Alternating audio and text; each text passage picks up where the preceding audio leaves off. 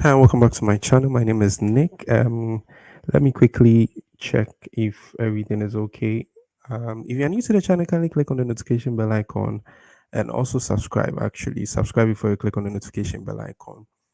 And the video, okay, I think I'm like this. I'm getting a feedback. Awesome, awesome, awesome. Okay, so today we just basically, yeah, it is what it is. Arsenal has actually lost the Premier League title, and it's sad to say, but it is what it is, as I already said.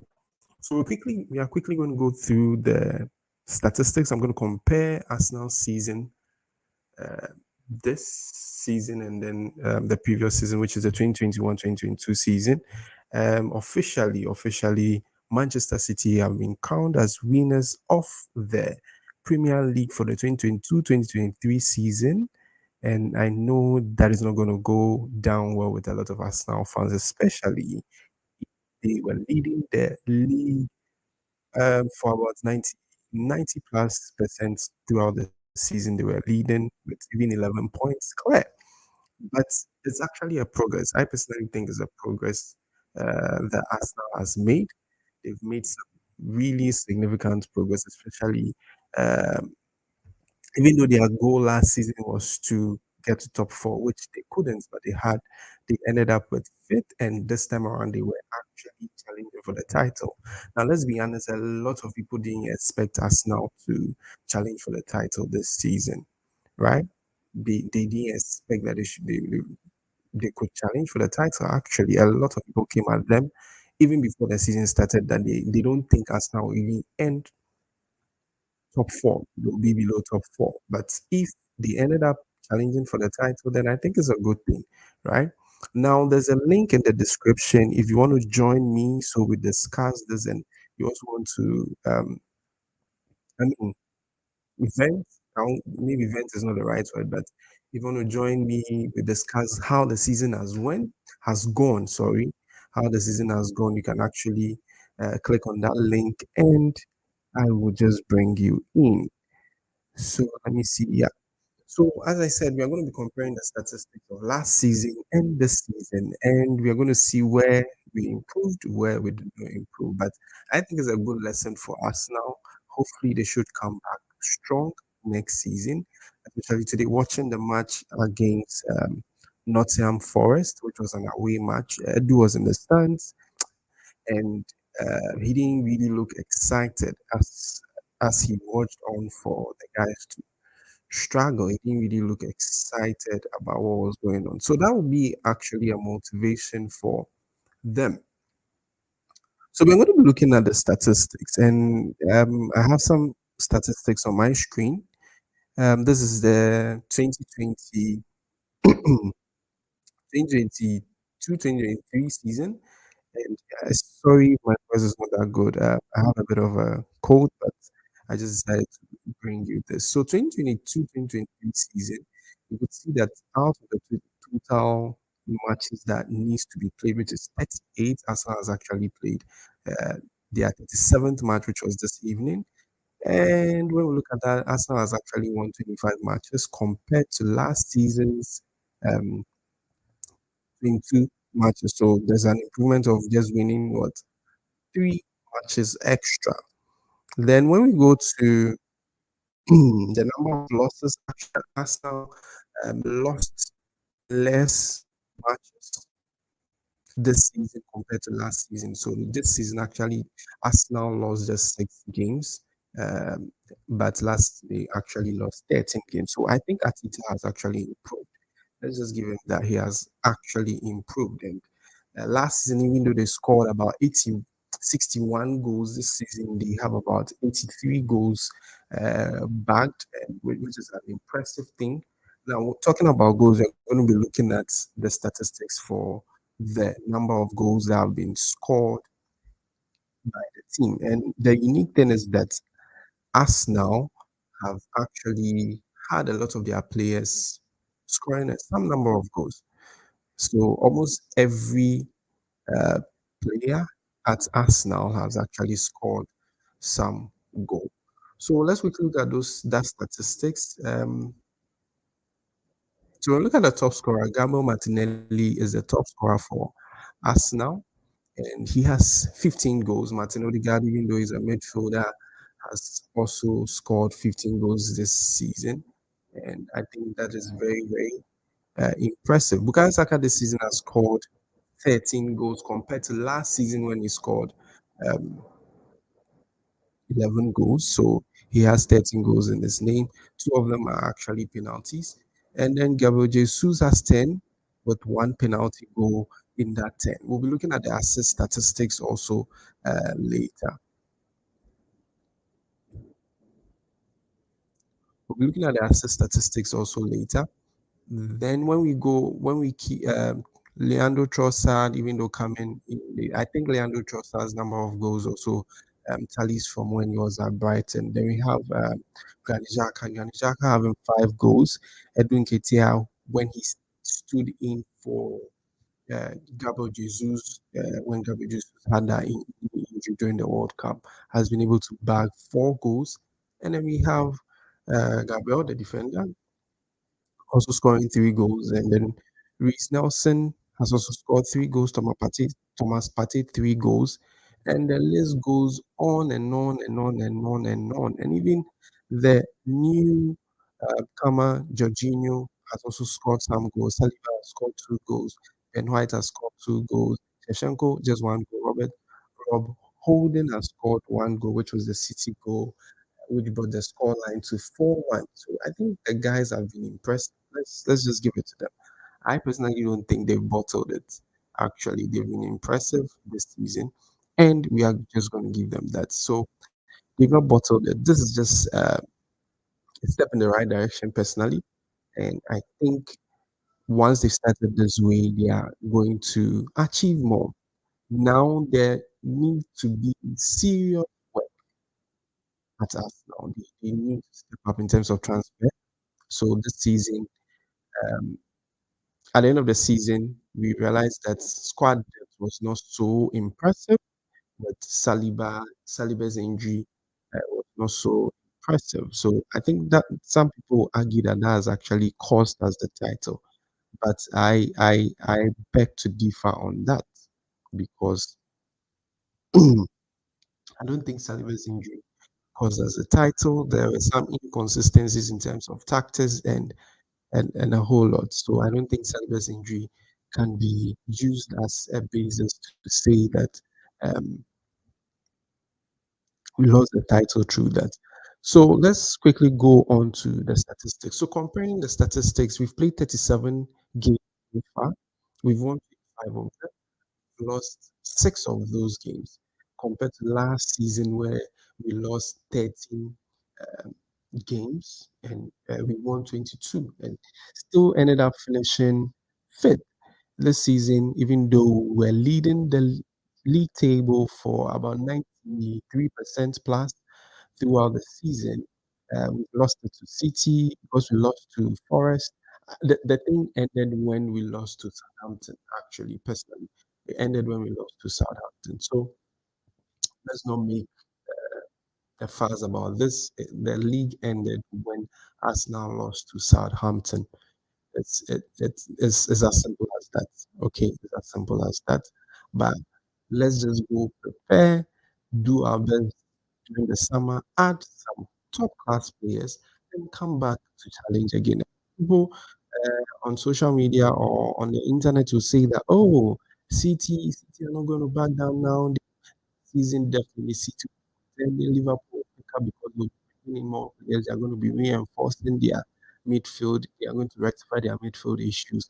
Chelsea have had good players. They've had some good signings, and therefore, once they get Pochettino in and or any other coach in, then it basically means that oh yeah, they are also going to be challenging for the title. Manchester City yeah, they are going to be there. Manchester United also with Ten Hag winning the first cup, which is the Carabao Cup for them, and then possible final in the FA, which I doubt they are going to win. yeah, it's a step in the right direction. So next year, if they outsource or loan or sell some of their players, some of their unperforming players, then it means that they are going to be doing extremely well. Well, it doesn't mean that Arsenal is also going to sit there without doing anything, especially when you go through the news and the media, it tells you that Arsenal are actually preparing to go all out in terms of recruitment, in terms of buying of players, in terms of selling, in terms of loaning players, actually clearing their squad and bringing in new players. So we've had Declan Rice on the radar, we've had Caicedo on the radar, we've had other top players on the radar. Arsenal has been linked to Mason Mount also, which I don't think Mason Mount will fit us now, especially if they are looking for a correct number eight. I don't think because Mason Mount has had a few games at Chelsea so far, and there's a lot that's going to go into it for Mason Mount to fit at Arsenal. If you think I'm not being accurate with the question, can you click any comment, send, and I'll see if I can respond to those comments. So yeah, basically that is it. So last season, so that's the statistics for last season. Last season we were able to have 13 clean sheets. This season, we you know, so this season too, I think we kept 13 clean sheets, which is okay. This season we've actually considered 43 goals, which is a very bad thing. We need to really work on that. Um, so now our goal difference is I think 40 because of the goal that Nottingham Forest scored. So our goal difference is 40 now instead of 41. And even mathematically, even if we scored Nottingham Forest, Manchester City are definitely not going to slip. They are definitely not going to slip. After the game against Real Madrid, the kind of game they played, they actually outplayed Real Madrid. I didn't see Manchester City slipping anywhere. It basically means that Manchester City would have to lose two games and even draw one. And even with that, we would have to um, battle it out when it comes to goal difference. Manchester City had 61 um, in terms of goal difference compared to our 41, which is now 40. So I think the title was long gone. But Atita, during his pre-press for the Nottingham Forest Arsenal game, came out to say that yes, they are still in the title charge. And people were bashing him for saying that. But I personally think that if he had said the opposite, a lot of people would still come after him to say that yes, he doesn't have the balls to say he's a title challenger and all that. So we're going to be looking at assists. So Bukayo Saka has the highest assist with 11 assists. He actually has how do you call it? He actually has uh, 13 goals in his name with 11 assists. Then Leandro Trossard has 10, but Leandro Trossard we know had most of those assists will be from Brighton. Martin Odegaard in terms of assists will have 7. Granit Xhaka 7. Gabriel Martinelli 5 assists. Ben White 5. Gabriel Jesus 5 assists. Shevchenko will have 2. Uh, Fabio Vieira 2. Reece Nelson also 2 assists. So yeah, the guys have done well. I think Arsenal is the only squad in the Premier League this season that has more than 5 of their team or squad scoring more than 2 goals. So it's an impressive thing they've done this season, no doubt about it. And I think if they continue that way, next season is going to be very interesting.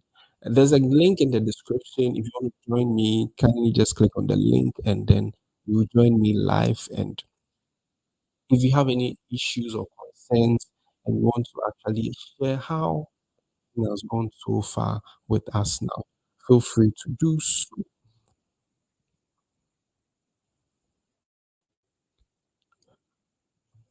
So with the tab I'm sharing now, you could see that Arsenal has actually uh, had some impressive ones. So we're going to look at Arsenal's performance in connection with the other teams. So first three, so where Arsenal is ranking in some of the. So I'm not going to even my discussions of the football rating. We're going to go to goals per match. So goals per match, actually, Arsenal has ranked second in terms of goals per match, with Manchester City obviously with 61 goal difference. Obviously, they are going to come first with goals per match. Then we have Liverpool with coming third with 1.9. So expected goals 1.9. Arsenal has 2.2 expected goals. I think it dropped with the last three matches that we've, which were not so impressive. But the Newcastle game was actually an impressive game. I don't know how come they couldn't use that same mentality to go into the Brighton game. I don't know how come they couldn't use that same mentality. A lot of people are saying it's fatigue. I personally don't think it's fatigue. It's basically the mentality. They are having mentality issues, and I think Arteta needs to work on that. So we'll still be looking at goals conceded. So what in terms of goals conceded, we are actually fifth on the ranking. Manchester City, we have less goals conceded. And can you believe Newcastle has less goals conceded compared to Arsenal? And then when it comes to average possession, we are fourth. You think we are playing beautiful football. You might think that, oh, our average ball possession is always above 60 and the rest. But when you look at Liverpool's game, West Ham's game, Southampton's game, Forest Brighton's game, our ball possession was very poor, especially with the Brighton's game. It was really, really poor. Roberto Di Zerbi is really doing so well at Brighton, and I think if he continues like that, they are going to go far. At least Brighton are going to be getting European football. They are going to get a chance to play an European football next season, which I think they deserve. They've actually played very well this season. So in terms of average possession, Arsenal came fourth. Okay, so average possession basically when you take all your possessions in terms of percentage throughout the season and divided by the number of matches you've played, what is the outcome? So Arsenal has 60, which is actually the average. The Manchester City, Arsenal is not actually far from Manchester City's uh, ball possession, average ball possession. They have 65.2. Okay, they have 65.2. But Brighton comes second, which I'm not surprised because they've been playing very, very well. But in terms of clean sheets, yeah, we hear that a lot of Manchester United fans have been calling for his head, they've been calling that he should be sold, he should leave the club, he should leave the club because of little mistakes that he has caused during the season. Is actually leading the race in terms of clean sheets. So Manchester United are at the top of the clean sheet ranking, followed by Liverpool and Arsenal coming third. The shocking thing is that Manchester City, in terms of clean sheets, are not there yet. So it means they've actually considered a lot of, um, they've actually conceded, not a lot, but because the reason why their goal difference is a bit high is that they've actually scored more goals. Okay, they've actually scored more goals this season. So it covers for it. Now, when we look at shots on target, Arsenal came fifth with shots on targets, and I think that's the area Arsenal needs to improve. In terms of shots on targets, Arsenal really needs to improve at this area, especially with the Nottingham Forest game like this. I don't know what they were trying to do. If Nottingham Forest, they actually park the bus, shoot, just shoot. I don't know. They in the box they were trying to hold on to the ball and all that. And the people really were trying to run away from relegation. And even if they're trying to run away from relegation, the passion, the energy is going to be different. I'm not surprised that Nottingham Forest were able to overcome us now to win by one goal, which was a silly mistake from Odegaard. I'm not surprised, but the mentality is different. Arsenal, they already know that there's no way City is going to slip, especially if you look at the games that Manchester City they have. They're going to play Chelsea. I think they will have to play. Let me quickly check that. They have to play Chelsea. They have to play um they have to play Chelsea. I think they're playing tomorrow, right? Yeah. Table. They have to play. They have to play Chelsea. They have to play Leicester. Yeah, yeah. They have to play Chelsea tomorrow. They have to play Brighton. I think the last two games. So they are playing Chelsea tomorrow, and we know Chelsea being uh, 12th on the league table. They can't do much. They actually lost their last. They've actually lost. So their last five matches, Chelsea have lost three. They've won one, which was against Bournemouth, and they drew 2-2 with Nottingham Forest. Okay. Um, they lost to Arsenal, and then they also lost to Brentford by 2 goals to nil. So I don't see Chelsea actually uh, winning the game against Manchester City. Okay. So let's go back to what I was trying to um, cut across. In terms of chances created, Arsenal came set. Bad chances created.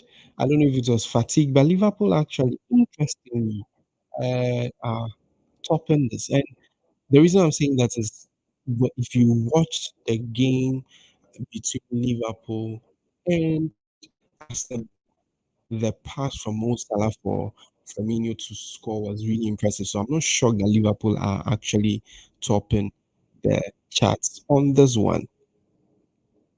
So yeah. So Arsenal, in terms of chances created, are still they've created only 70 chances. Liverpool 78 chances. Manchester City 97 chances.